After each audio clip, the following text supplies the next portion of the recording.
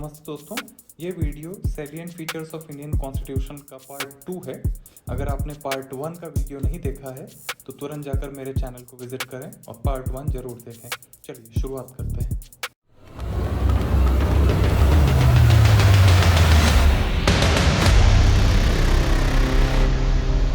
Salient features of Indian constitution के part 1 के video का फटाफट हम लोग रिकैप कर लेते हैं।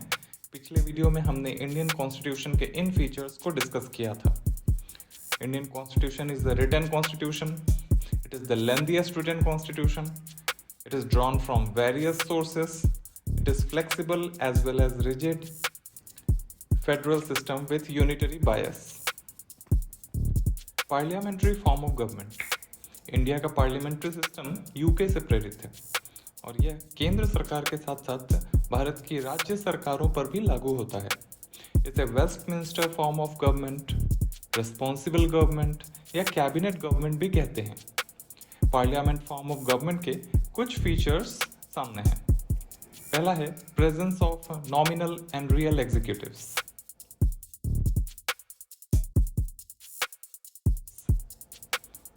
Rule of majority party. Membership of ministers in parliament.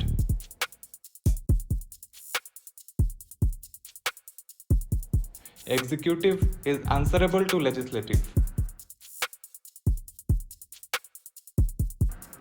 Leadership of prime minister in case of central government and chief minister in case of state government. भले ही इंडियन कॉन्स्टिट्यूशन यूनाइटेड किंगडम के constitution से प्रेरित है, लेकिन इनमें कुछ मूल अंतर है। पहला, इंडियन पार्लियामेंट यूके की तरह सॉवरेन बॉडी नहीं है, क्योंकि यहाँ पे लिखित संविधान फॉलो होता है। दूसरा, इंडिया में नॉमिनल हेड भी इलेक्टेड होते हैं, यानी कि प्रेसिडेंट इलेक्टेड प्रेसिडेंट होते हैं, जबकि यूनाइटेड किंगडम में यह कोई मोनार्क होता है। Synthesis of parliamentary sovereignty and judicial supremacy. Parliamentary sovereignty यानी कि संप्रभु संसद, यानी कि parliament is supreme and judicial supremacy का मतलब न्यायिक सर्वोच्चता, यानी कि judiciary is supreme.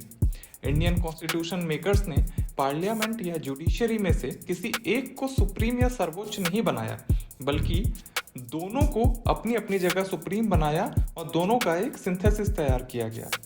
Supreme court यानी जुडिशियरी को जुडिशियल रिव्यू का पावर दिया गया है, जिसके थ्रू वो किसी भी पार्लियामेंट्री एक्ट या लॉ को स्ट्राइक डाउन कर सकती है अगर वो इंडियन कॉन्स्टिट्यूशन के किसी प्रावधान को वायोलेट कर रहे हों।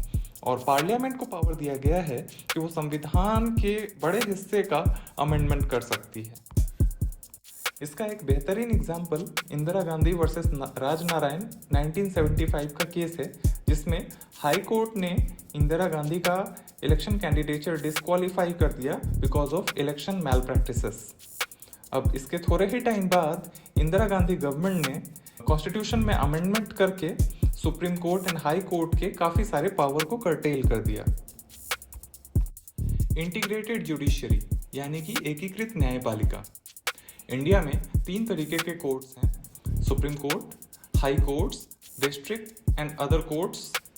और एकीकृत न्यायपालिका का मतलब है कि हायर कोर्ट्स जैसे सुप्रीम कोर्ट द्वारा लिए गए डिसीजन को हाई कोर्ट को फॉलो करना होगा, हाई कोर्ट के लिए गए डिसीजंस को डिस्ट्रिक्ट कोर्ट्स को फॉलो करना होगा। इसका मतलब हायर कोर्ट्स का लोअर कोर्ट्स पे कंट्रोल रहता है। ये कोर्ट्स का सिस्टम सेंट्रल लॉज के साथ साथ स्टेट लॉज को भी एनफोर्स करता है। यह यूएसए की तरह नहीं है, जहां पे फेडरल लॉज को फेडरल जुडिशरी एनफोर्स करती है और स्टेट लॉज को स्टेट जुडिशरी एनफोर्स करती है।